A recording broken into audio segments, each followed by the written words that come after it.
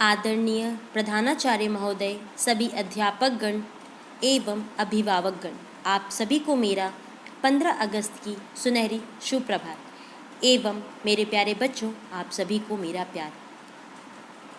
मैं नेहा कुमारी आप सभी को स्वतंत्रता दिवस की शुभकामनाएं देती हूं और मुझे इस अवसर पर कुछ बोलने का मौका मिला है, इससे मैं अपने आप को सम्मानित महसूस कर रही हूं। प्रत्येक वर्ष की तरह इस वर्ष भी सभी भारतवासी 74वां स्वतंत्रता दिवस मनाने जा रहे हैं। इस दिन ही हमारे देश को वर्षों की गुलामी के बाद आज़ादी मिली थी।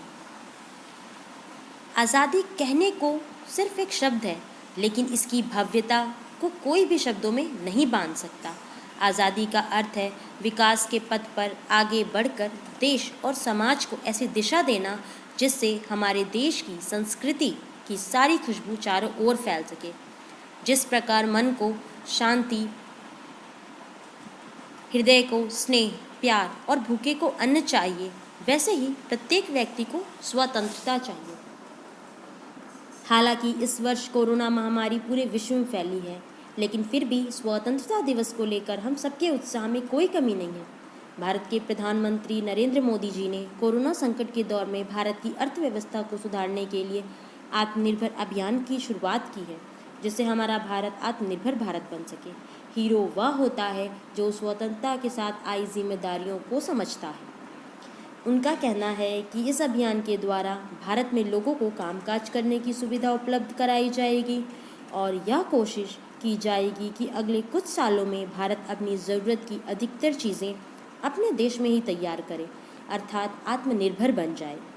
जैसा कि हम सभी जानते हैं कि स्वतंत्रता के बाद हमारा भारत देश विज्ञान, खेती, क्रीड़ा, शिक्षा जैसे कई क्षेत्रों में उन्नति कर रहा है, पर आज भी हमारे देश में आतंकवाद, भ्रष्टाचार, असमानता, बेरोजगारी जैसी समस्याएं हैं। कुछ बनना है ऐसा सपना मत देखो, बल्कि कुछ करके दिखाना है ऐसा सपना देखो, ऐसा हमारे प्रधानमंत्री नरेंद्र मोदी जी का कहना है। देशभक्ति का मतलब सिर्फ ध्वज को लहराना नहीं है, बल्कि अपने देश को मजबूत और सशक्त बनाने में सहायता करना भी है। धर्म का मतलब केवल अपने काम के प्रति निष्ठावान और देश के प्रति समर्पण है। तो बच्चों, हम इतने वर्षों से आज तक हमने हर वर्ष स्वतंत्रता दिवस पर यही सुना, यही जाना कि हमारे देश के वीर सिपाहियों ने हमारे देश को स्वतंत्र कराने में बहुत सहयोग किया, अपने प्राणों की आहुति भी दी। तो क्या हमारा कर्तव्य नहीं बनता कि हम अपने देश के लिए कुछ करें? आइए हम सभी हमारे देश को रहने के लिए एक बेहतर जगह बनाने के लिए मिलकर काम करें। इस वर्ष हम अपने देश को महान बनाने के लिए नागरिकों के रूप में अपनी कर्तव्य पालन एवं जिम्मेदारी को निभाने का वचन लें।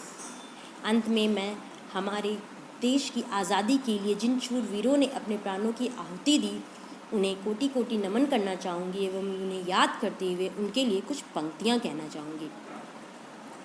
अपना घर छोड़कर सरहद को अपना ठिकाना बना लिया, जान हथेली पर रखकर देश की हिफाजत को अपना कर्म बना लिया।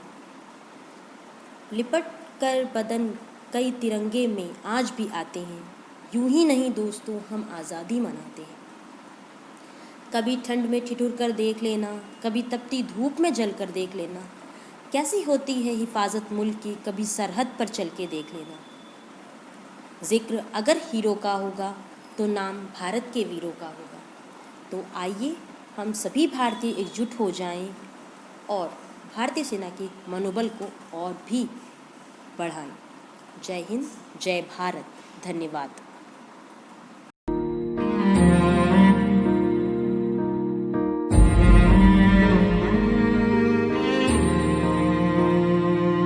तेरी मिट्टी में मिल जावा, गुल बन के मैं खिल जावा, इतनी सी है दिल की आरज़ू। तेरी नदियों में बह जावा, तेरे खेतों में लहरावा, इतनी सी है दिल की आरज़ू।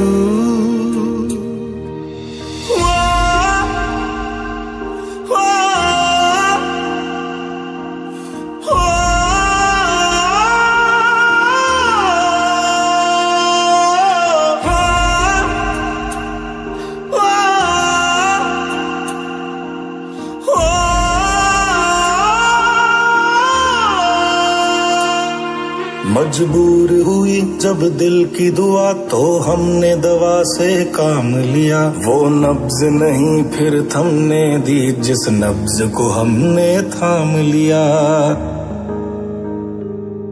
बीमार है जो किस धर्म का है, हमसे न कभी ये भेद हुआ। सरहद पे जो वर्दी खाकी थी, अब उसका रंग सफेद हुआ।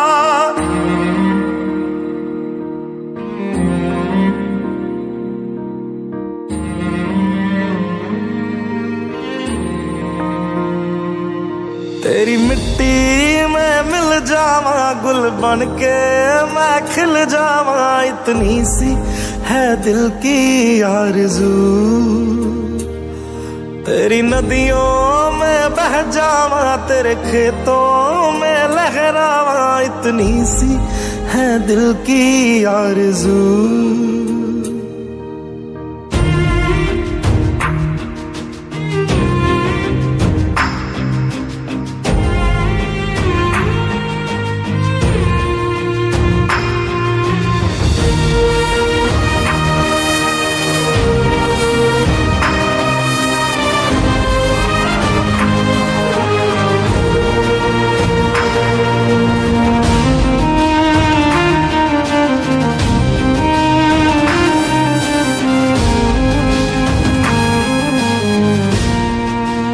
सुना था डॉक्टर्स भगवान का रूप होते हैं, पर आज ऐसा लगता है कि कोरोना वायरस से लड़ने की इस चुनौती की घड़ियों में भगवान ने ही डॉक्टर्स का रूप ले लिया है।